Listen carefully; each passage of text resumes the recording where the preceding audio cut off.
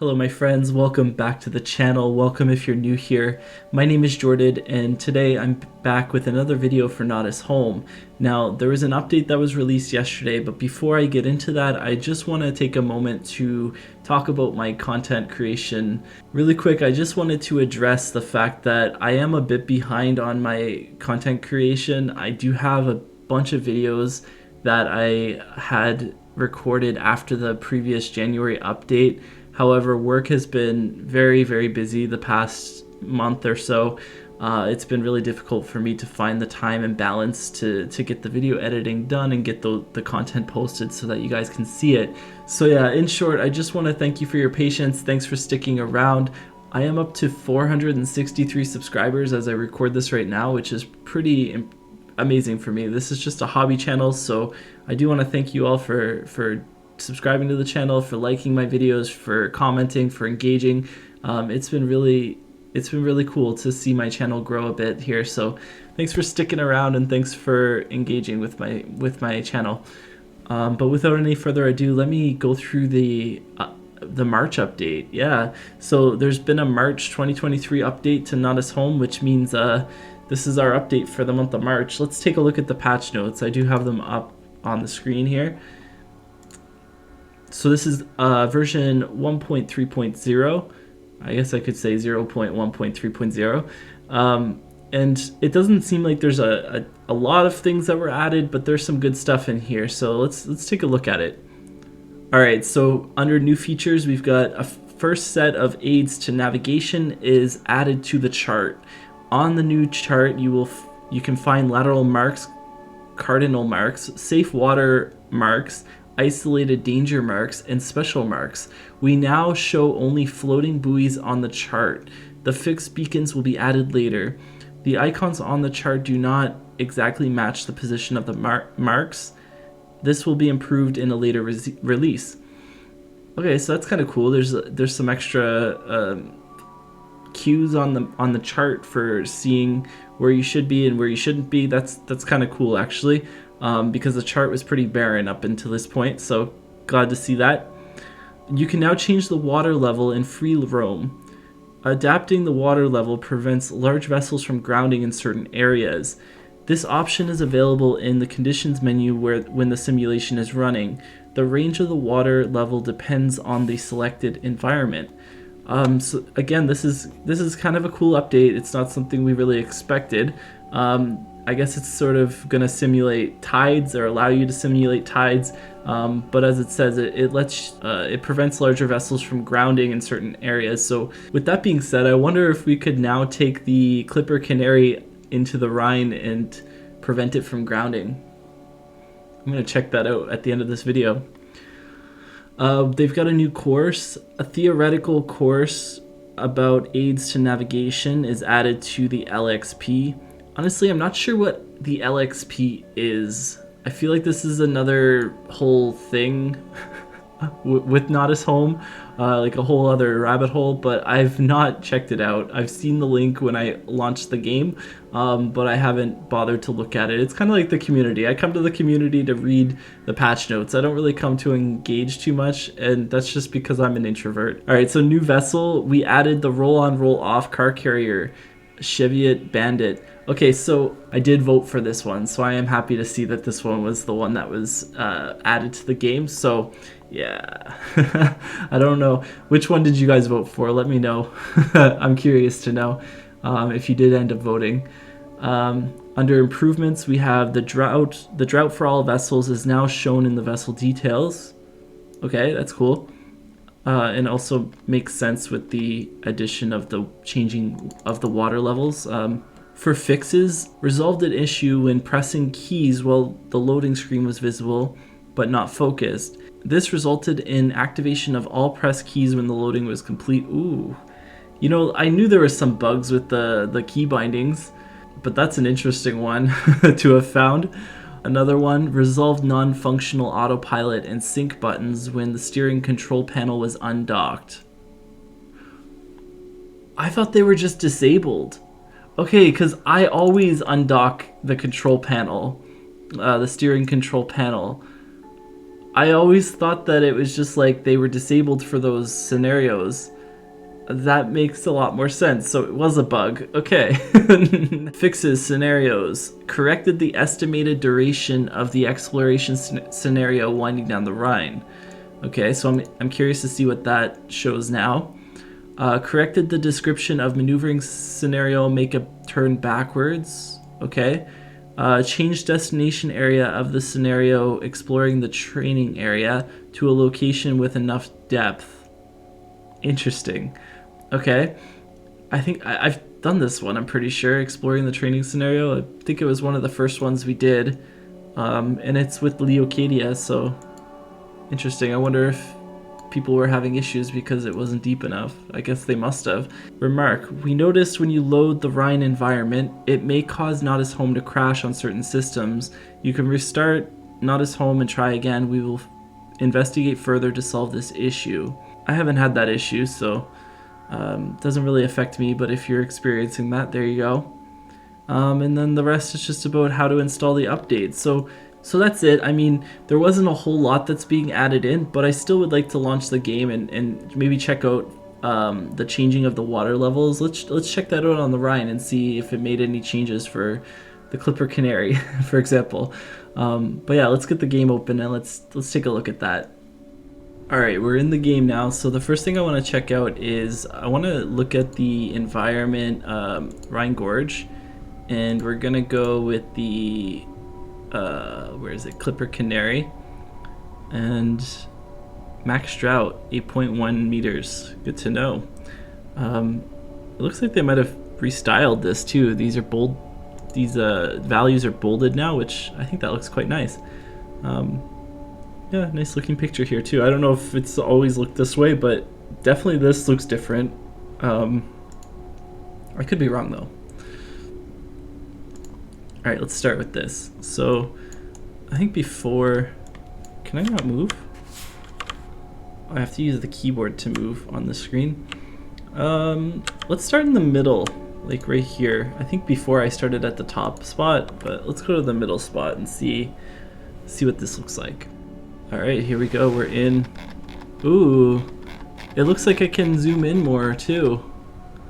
They didn't really specify that on the update, but it looks like it.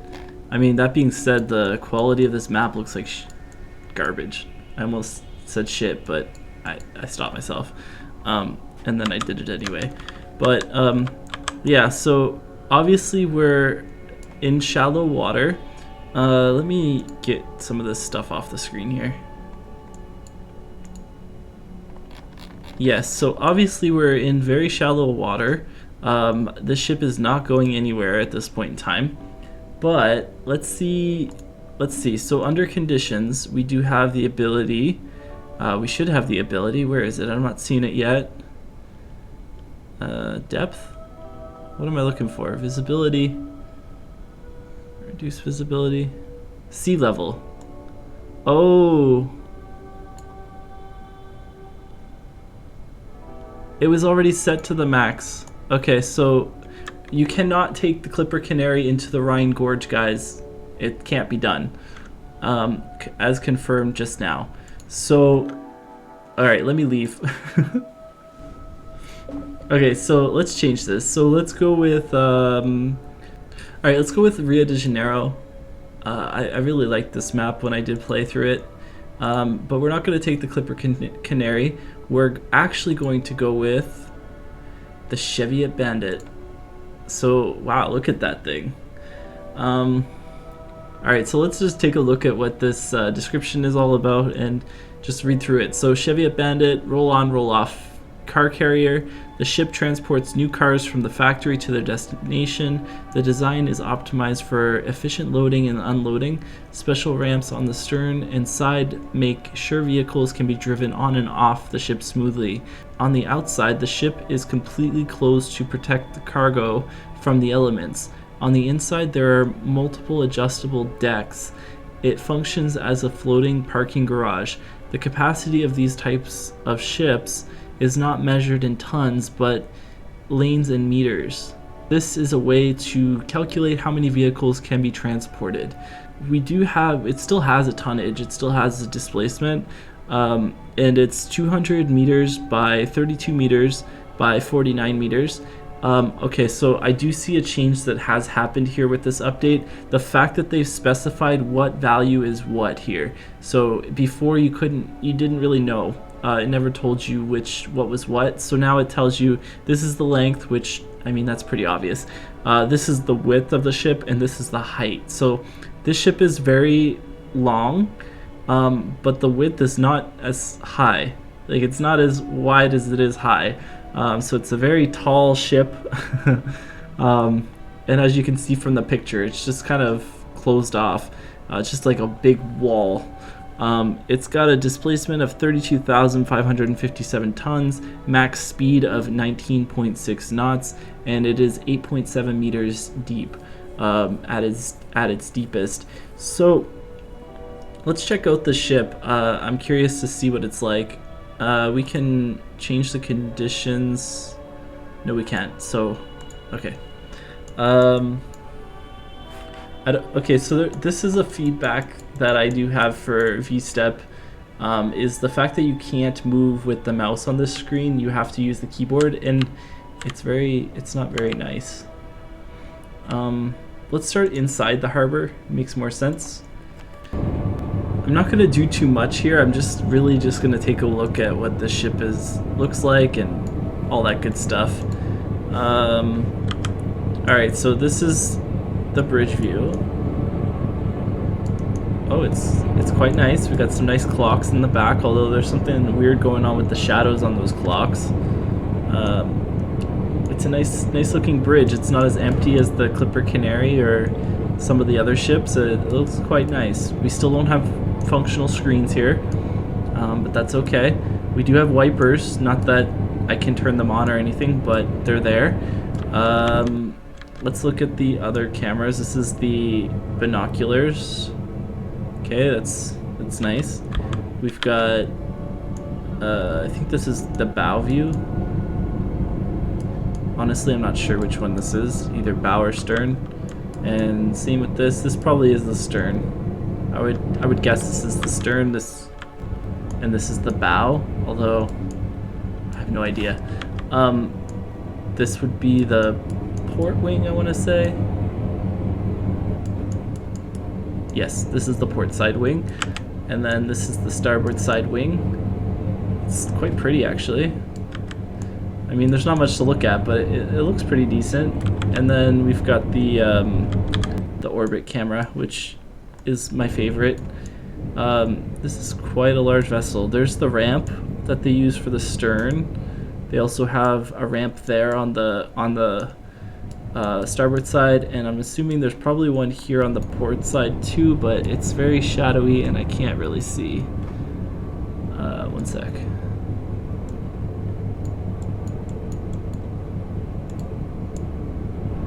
Okay, there isn't actually one on the port side. There's only one on the starboard side and on the stern. But that's good to know. And it looks like we have a bow thruster, and yeah, bow thruster, and that's about it. So we can adjust the sea height on this map as well. If I set it to the maximum. The thing is I'm not really noticing any change around in the environment. I mean, yeah, I'm not sure. So we've got it to the maximum right now. Let's set it to the minimum. Let's see what happens.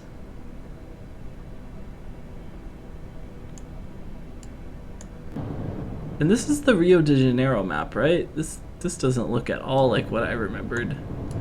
I guess there's the city over there. Yeah, I don't remember. When we did the scenario, Rio de Janeiro departure, I guess we started... Did we start over in this area? I think we might have. So I'm a little further out than where we were when we started. I mean, a little more inland, I guess. But yeah, let's get this ship up to speed. Let's get the Cheviot Bandit up to speed and just see it in action. I mixed up the camera views earlier, so the one, actually I can just show you again. So this one here is the stern, and we can tell now because there's the wake coming from behind us, and then this is actually the bow. So it's got like this hollowed out area on the bow of the ship here. And that's where the camera is, as opposed to up here. I'm looking, I mean, that's pretty much the bridge view is up here, so that makes sense. Is that a goat? Oh. Yeah, let's take the ship and sail it through, and then, you know, we've got some weird shadow stuff going on here too. There's some flickering off on the scenario, on the map here. Didn't really have that before. I'm also noticing this weird yellow in the distance, which is a little odd. Like you can see it. That's supposed to be ocean, but I just see all this yellow out there. So what is that? What's going on out there?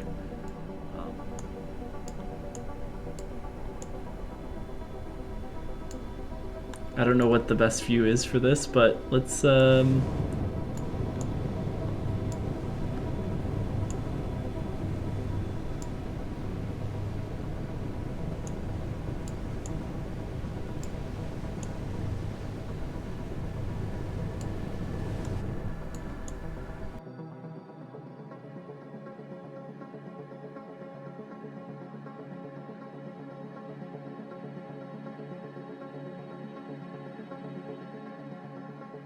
awesome, I successfully passed through the bridge. Oh, I'm actually noticing, okay, when I rotate the screen, it turns back into water. So it's definitely something to do with the rendering of the shadows. It kind of looks like land, but it's like a mirage at this point. I think that's just, yeah, I think it's just a bug, a graphical bug. So hopefully they sort that out. But anyways, that's the car carrier. That's the new ship of this this update. So that's it for me on this one. Thank you so much for tuning in. If you like this video, leave me a thumbs up down below. And if you want to follow along with my Nautis Home content, be sure to subscribe to the channel and hit the bell notification icon so that you're notified whenever I post a new video. Let me know what you think of this update down below. And again, I would like to hear if you did vote for a vessel in the previous poll. Let me know which one you voted for. I know that I voted for the car carrier, so I'm happy to see it added in, but I know that the other choices were also great. So I'd like to hear which one that you had actually voted for. But yeah, without any further ado, thanks for tuning in, and until next time, take care, and I'll see you soon.